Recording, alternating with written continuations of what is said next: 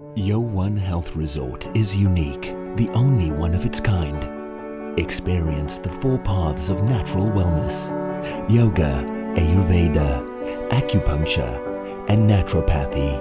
Each uniquely customized program improves the whole person to make every person whole. Come to WION Health Resort.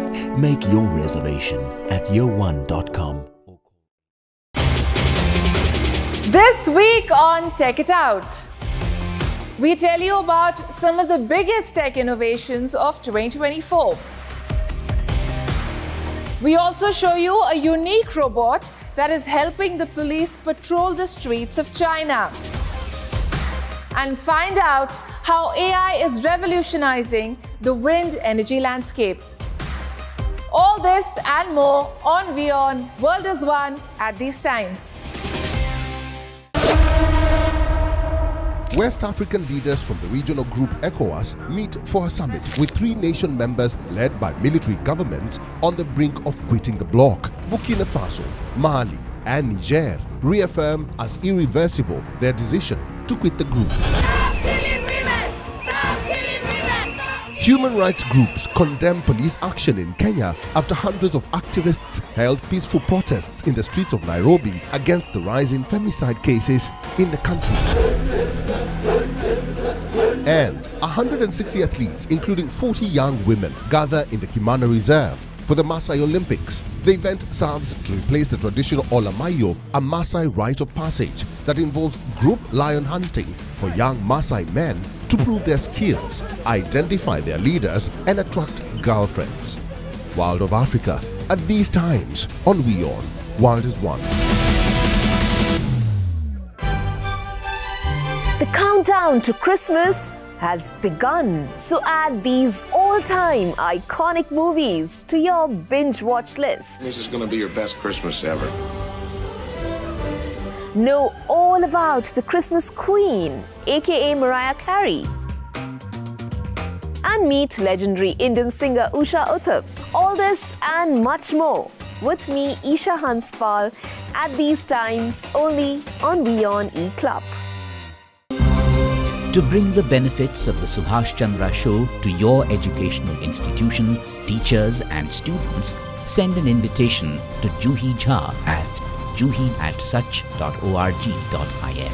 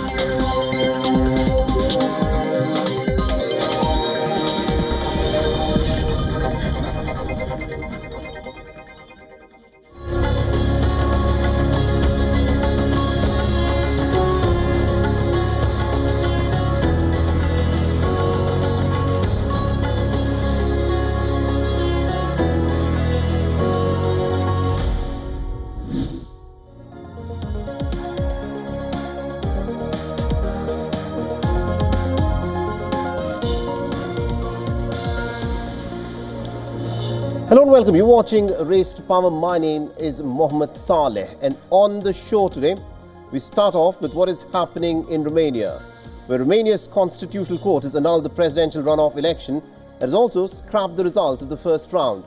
The authorities are investigating any potential links of Russian meddling in the presidential and the parliamentary elections.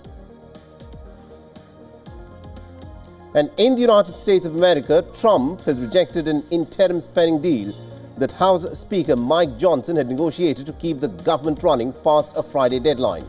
This is a new twist that might lengthen any shutdown, which is Trump's suggestion that Congress must discuss the debt ceiling immediately.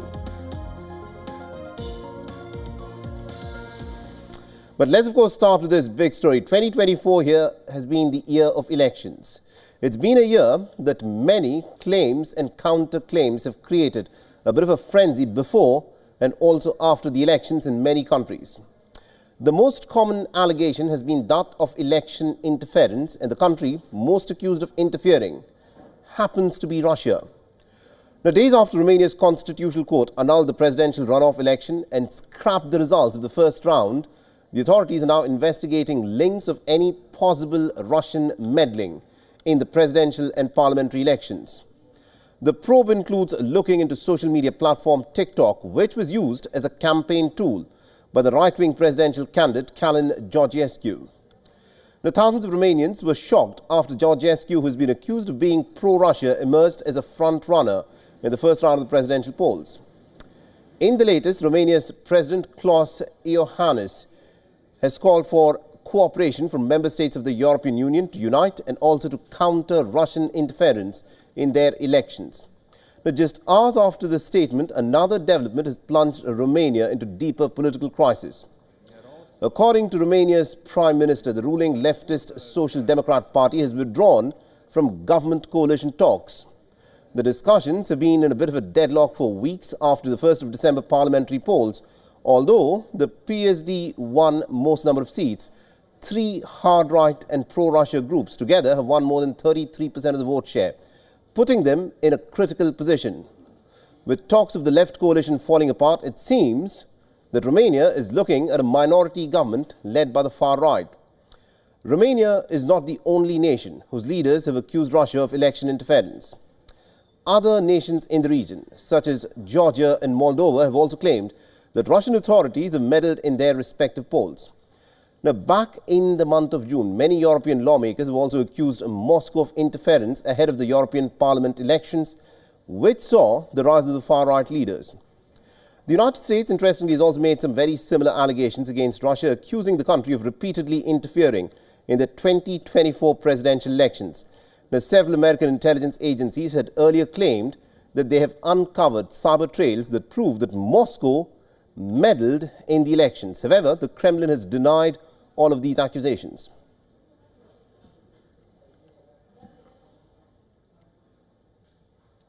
All right, now to give us more perspective on this, we're joined by Mr. Ben Aris, who's joining us from Berlin. Aris is the founder and editor-in-chief of BNE Intelligence News and was formerly the Moscow bureau chief for the Daily Telegraph. He's joining us on this broadcast. Mr. Aris, this is a serious allegation that keeps coming up over and over again. It's not one or two nations that made it. This time round, the incident is from Romania, where they say that Russia has interfered in these elections, and it's apparently being linked to a campaign that was run on TikTok. In your assessment, when these kind of allegations are made, why is it that we're not able to conclusively prove these allegations? And secondly, why is it that Russia cannot be taken to task for interfering in what is essentially an electoral process of a sovereign nation? Russian interference has sort of become a standard part, I think, of all elections, hasn't it? I mean, it comes up again and again in every election, in America, in the UK, in France, in Georgia, and now in Romania. I think there's a couple of things going on here. I mean, to rule out the Kremlin is not interfering, is not spending some money in order to push candidates or shape the elections to its preferences. I mean, that would be naive. Money goes in to things like social media campaigns. In St. Petersburg, they very famously ran what they called the troll factory, where they had like people working there like 20 hours a day, specifically posting on social media messages that were formed by the Kremlin in order to push things in the direction it wanted to see, in order to back candidates it wanted to see elected. And I think everybody does that. I mean, in the States as well, has openly admitted that, you know, it invests money in government-backed social media campaigns, and also it invests money in state-backed media, like Radio Free Liberty, which has an agenda as well to support State Department policy. But the bigger question is, does it make a difference? Is it possible for Russia to actually change the outcome of an election with a social media campaign? And there I remain very skeptical. If it was so easy to use social media in order to shape election and get the result you wanted, then the parties themselves would do that. And so I think this is at the periphery. I think stepping back from it, what's happened is that the demonization of Russia and Putin specifically has become a very useful tool for politicians when things don't go the way they want them to. That they can blame Putin, they can make this hue and cry about Russian interference, because I lost, and I have to explain that somehow. And it wasn't my failings; it was because the evil Russians spent $1 billion on social media and skewed the elections.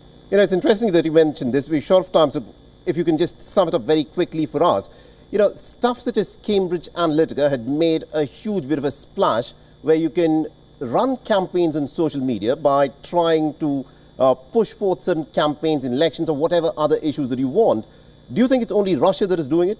Are the nations in the West not doing it? Is only Russia, which has been repeatedly accused, is the only one nation that is trying to influence elections in other nations? No, all countries are doing it. All major countries are doing it. I mean, all governments have social media policies, which are designed to bolster their soft power, their image, whatever it is they're after. As I say, the Russian cases in particular stands out because of this demonization, and lying behind that is the calculation that you can be as rude as you like about someone like Putin, and there's no political cost to it. I mean, if I don't know, Stama in the UK, if he's publicly rude about Trump, that's not a good idea. Trump will take offense and that will skew your relations. But because people don't value or don't have any political relations with Russia, then they can say what they like and they can say the most outrageous things. And they do, with no cost. Actually, this is backfire. I mean, it started with Gordon Brown. He was the first one to publicly demonize Putin as part of an election campaign, because it also makes you look tough, because you can say these very strong things like, we will destroy Russia, we will crush Putin, la, la, la.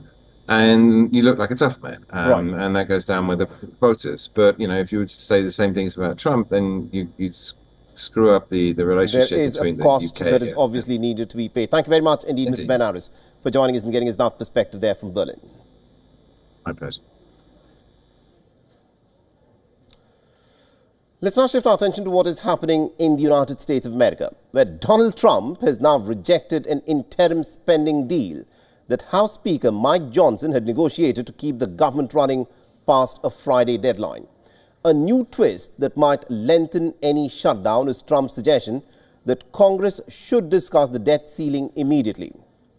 Now, the House and the Senate have reached an agreement to extend the government financing until the month of March. However, the bill also includes about $29 billion to refill the disaster relief fund, and over $30 billion for agricultural programs and other billions for various disaster-related expenditures, inciting the ire of the fiscal hawks.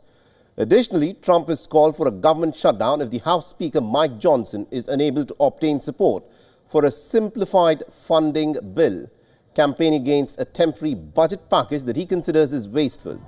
Elon Musk is, of course, lobbying for a shutdown. Musk is the architect of the new administration's cost-cutting crusade under DOGE. Now, Musk on his social media site X has said yes in response to a suggestion that the government be shut down until the 20th of January, the day that Trump takes office. The shutdown, he said in another post, would be infinitely better than passing a horrible bill after negotiating the deal with the Democrats before a Friday deadline.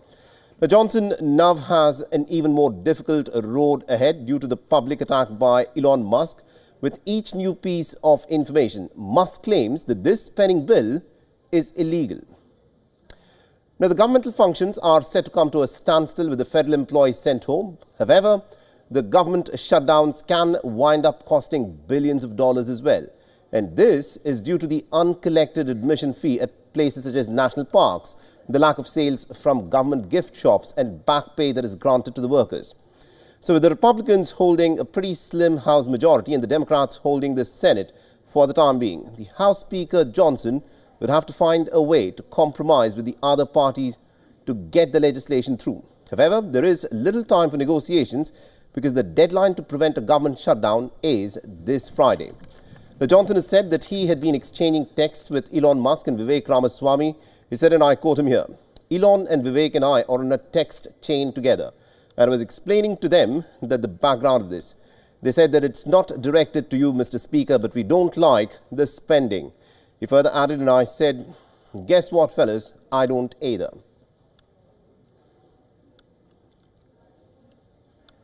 So this, of course, is the big story in the United States of America, where if the spending bill is not passed by this Friday, then the United States of America could, of course, head into yet another government shutdown. Now, Donald Trump has, of course, threatened this shutdown.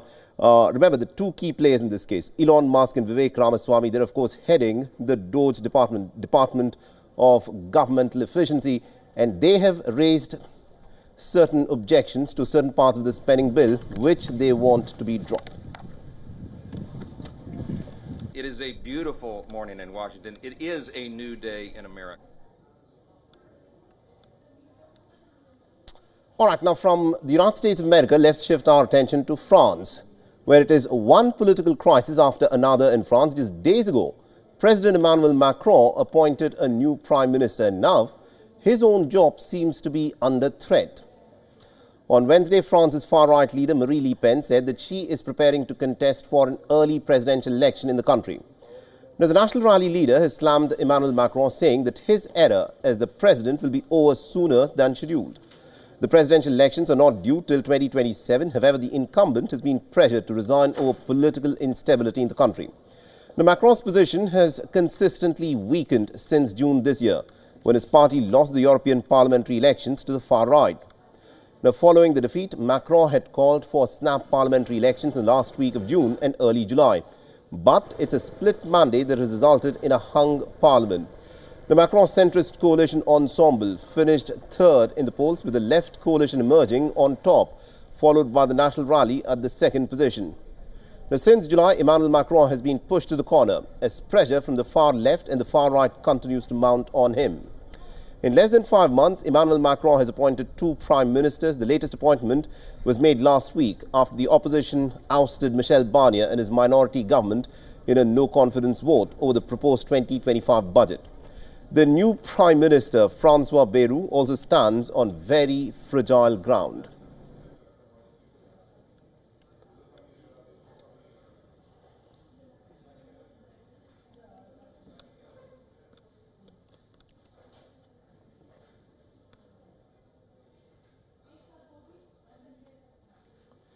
Now, the former French President Nicolas Sarkozy has been indicted for corruption and influence peddling. France's highest court has passed a judgment ordering Nicolas Sarkozy to wear an electronic tag for a period of a year. Now, Sarkozy was handed a 3-year prison sentence back in 2021 after he was found guilty of bribing a judge and also for peddling influence in exchange for confidential information in an investigation into his finances during his 2007 presidential campaign. However, the former French president got a bit of a reprieve with the suspension of 2 years of his prison sentence. The latest judgment means that Sarkozy will now have to spend the last 1 year of his sentence by wearing an electronic monitoring bracelet. Now, following this verdict, Sarkozy's lawyer said that he would be challenging the verdict by appealing to the European Court for Human Rights. He's also added that the former French president will use all legal means to prove his innocence. Now, Sarkozy is expected to stand on a corruption trial next year on allegations of Libyans funding his 2007 presidential campaign. If convicted, the former president could, of course, face 10 years of imprisonment. He will respect all the terms of the conviction. He's been ordered to wear an electronic bracelet. He's going to contact the sentence enforcement judge. He's going to discuss with the sentence enforcement judge to see how this measure can be carried out. And obviously, he'll comply with the court rulings. He always has. Interestingly, this is also the first time in the country's history that a former French president has been ordered by a court to wear an electronic tag. Prior to this, Sarkozy's predecessor, Jacques Chirac, is the only other president to be convicted by a court.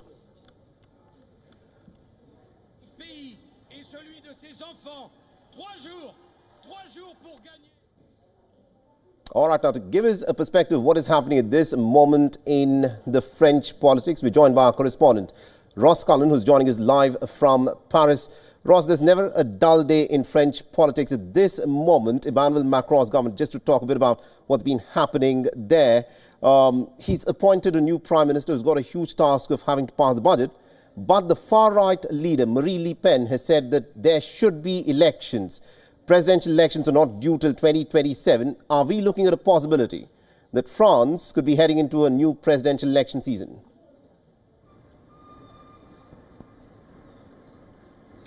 Not until 2027 if Emmanuel Macron has his way. He has said that he was elected in 2022 to serve a 5-year term, and that's exactly what he will do. He does not have to resign. He might eventually choose to step down, but he said he would not do that. He would govern right until the last second of his term, which comes to an end in April 2027. And so a long way to go yet still. He says he's not going anywhere. He doesn't need to go anywhere.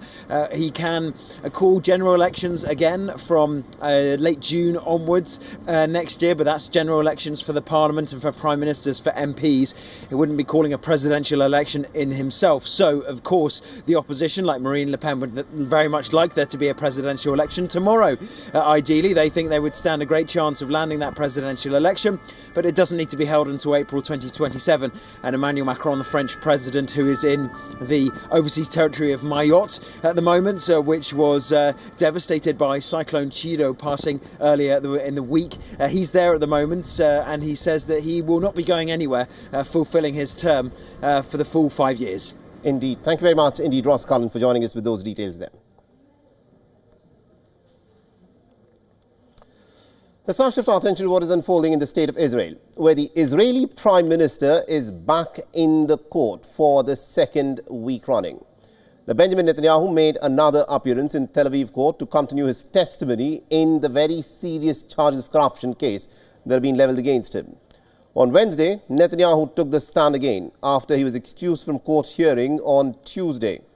His lawyers cited some unusual circumstances as the reason for a day's postponement.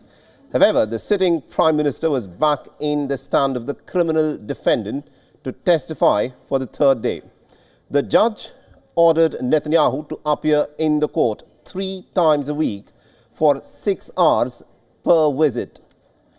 Now, Netanyahu faces trial in 3 separate cases that are criminal cases on serious charges of bribery, fraud and breach of trust. Now, they are referred to as Case 1000, Case 2000 and Case 4000. Currently, the sitting Prime Minister is testifying in the last case, in which he also faces the most severe charges. Netanyahu has been accused of bribing the owner of Bezek Communications company, Sol Ilovich, for positive media coverage of him and his wife on his news website Vala. Now, the years-long trial has made Bibi the first sitting Israeli Prime Minister who is also a criminal defendant.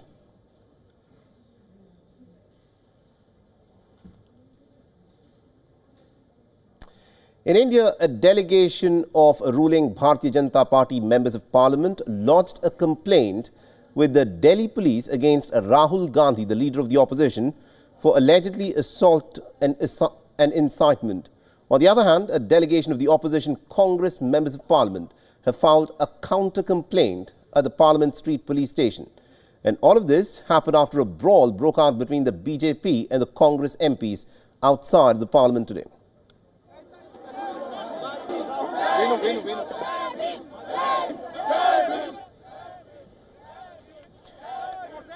So this is what the scene looked like this morning, where both sides took out contesting protest marches in the parliament premises, accusing each other of insulting B.R. Ambedkar, the architect of the Indian Constitution, the chairman of the drafting committee of the Indian Constitution.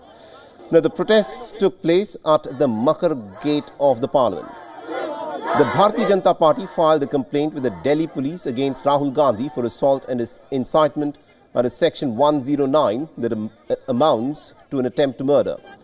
The Union Minister Arjun Ram Meghwal and Defence Minister Rajnath Singh condemned the incident. Whatever happened is extremely unfortunate. In a healthy democracy, such incidents are unexpected, and any condemnations is less. Meanwhile, the Congress also posted a video in which members of parliament of both sides can be seen jostling with each other as the Congress MPs tried to enter the parliament building. The Congress has also filed a complaint at the Parliament Street police station alleging that BJP leaders had misbehaved with its chief Mallikarjun Kharge. Parliament House ke सीढ़ियों पे On the stairs of the Parliament House, BJP MPs stood in front of us with wooden sticks to stop us from going inside. Now again they have started this new distraction tactic. और उसके बाद अब ये थोड़ा सा अपना फिर से डिस्ट्रैक्शन करने की कोशिश कर रहे हैं. Now, India's main opposition alliance, the India bloc, seems to be on the verge of collapse. The TMC chief and the West Bengal chief minister Mamata Banerjee is considering forming a new opposition axis. The TMC chief has said that she wants to bring all like-minded opposition parties such as Uddhav Thackeray-led Shiv Sena, Sharad Pawar's NCP and the Rashtriya Janata Dal on board. Interestingly, all three parties are regional parties. This comes just days after calls for Mamata Banerjee to lead the India bloc gained momentum. Former Bihar Chief Minister Lalu Prasad Yadav, the RJD leader Tejasvi Yadav and YSR Congress MP have all rooted for Mamata Banerjee to be leading the opposition bloc. The two India bloc allies, Congress and AAP, are also contesting the upcoming assembly elections separately. The Congress performed poorly in the recently concluded Maharashtra elections, where it managed to win just 16 seats out of the 102 that it contested.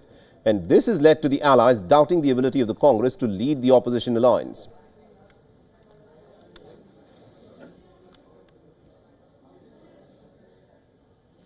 Now, there is no respite from the political crisis in the country of Georgia. For 3 weeks now, massive protests have gripped the Caucasian nation. The political turmoil has severely impacted Georgia's tourism industry. Now, protests have entered into the third week as thousands of people continue to rally in the capital city of Tbilisi, urging the ruling party to resume talks of EU accession, which the Dream Party had suspended till 2028. Now, the unrest coupled with police crackdown and mass arrests have deterred the tourists from visiting Georgia. Like as a business, it's devastating because we are close to Parliament and the central government buildings, and it's protected, so we are on the same street. So actually there is no possibility for our guests to come. And with that, a wrap on this edition of Race to Power. Thanks for watching.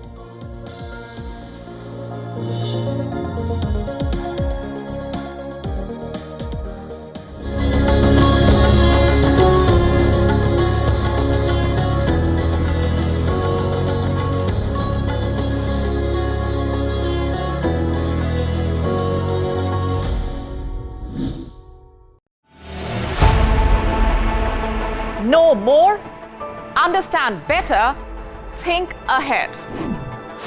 Hello and a very warm welcome. You are watching Gravitas with me, Molly Gambhir.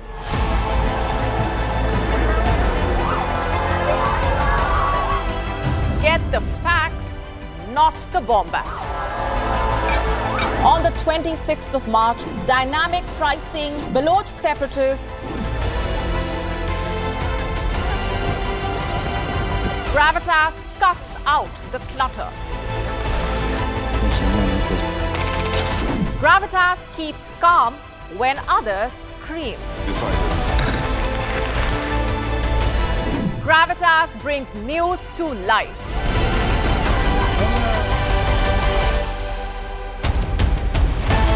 Weekdays 9 p.m. IST, 3:30 p.m. GMT.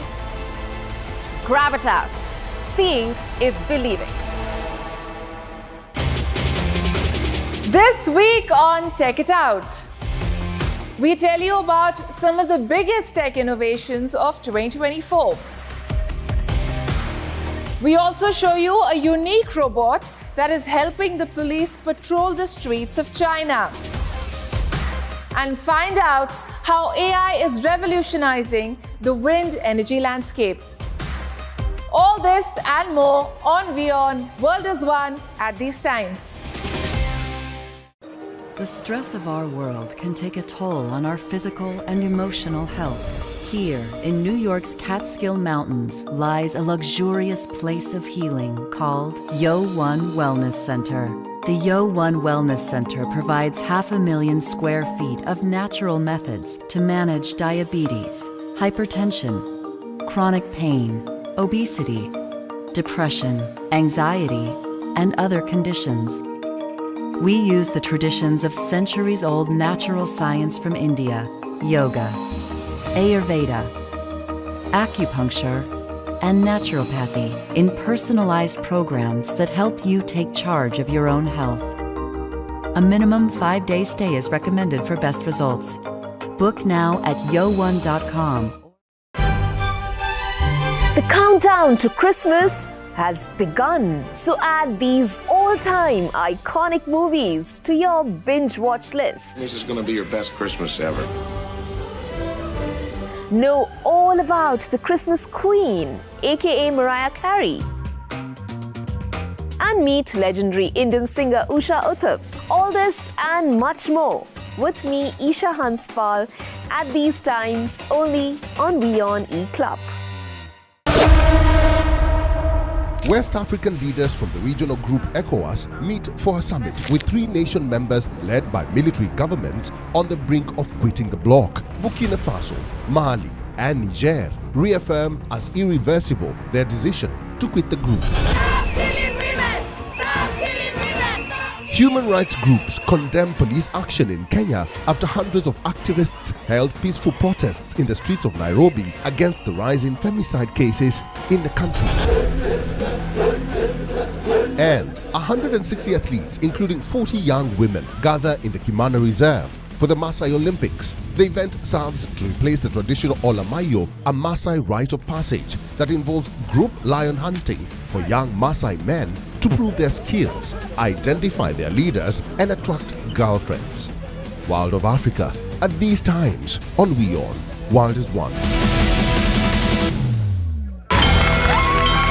From the bustling trading floors of Wall Street to the vibrant exchanges of Asian stock markets, WION breaks it down for you to make sense of what's happening, as we reveal the key factors behind events, strategic battles, and the game-changing business decisions that shape the world. We bring you all of this and more on World Business Watch.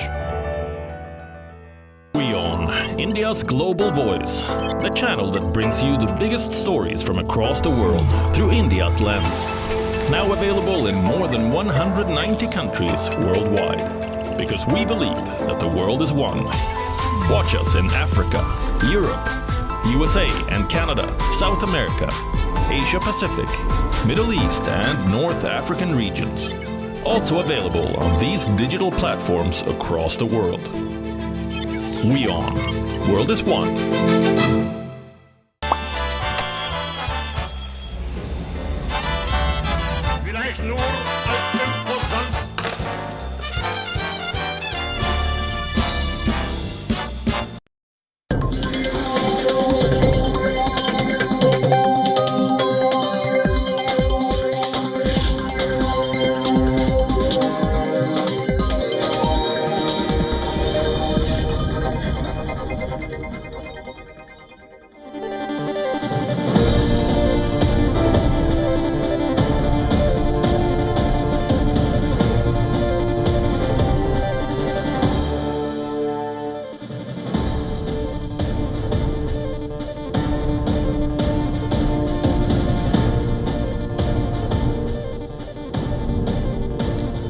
Well, thanks for staying with us. You're watching WION World is One. My name is Mohammed Saleh, and let's start this broadcast by taking a quick look as to what is making headlines at this hour.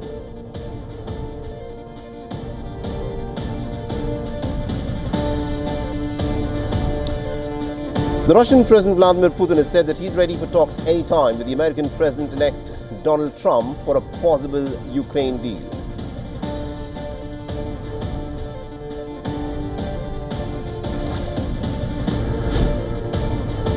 Giselle's ex-husband, Dominic Pellicotte, is jailed for 20 years over her drugging and mass rape by strangers that he recruited online in a case that has shocked France and has resonated around the world.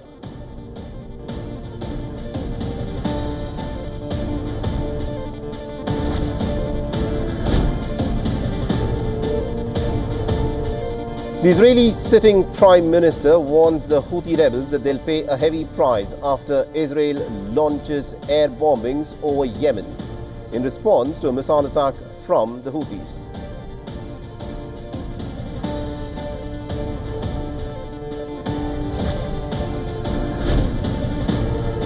Nighttime motorway lighting is no longer provided in Tehran in order to save energy at a time when a cold snap in Iran is putting pressure on electricity grids and energy supplies.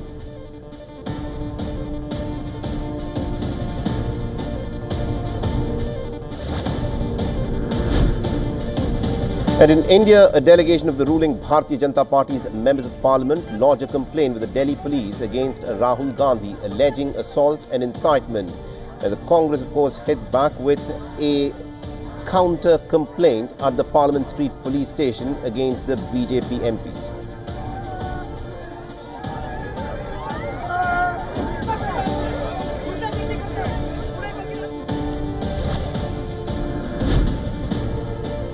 The two bus accidents involving a fuel tanker and also a truck on a highway through central Afghanistan have killed at least about 52 people and have injured 68 others.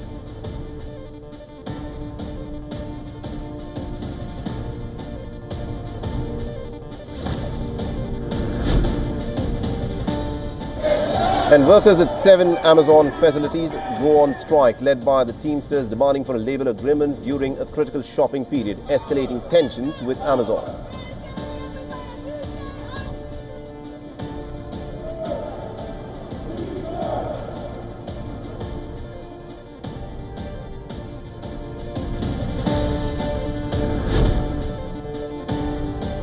The Chinese President Xi Jinping says that Macau saw some new achievements in economic diversification and healthy growth of the casino industry under the outgoing leader.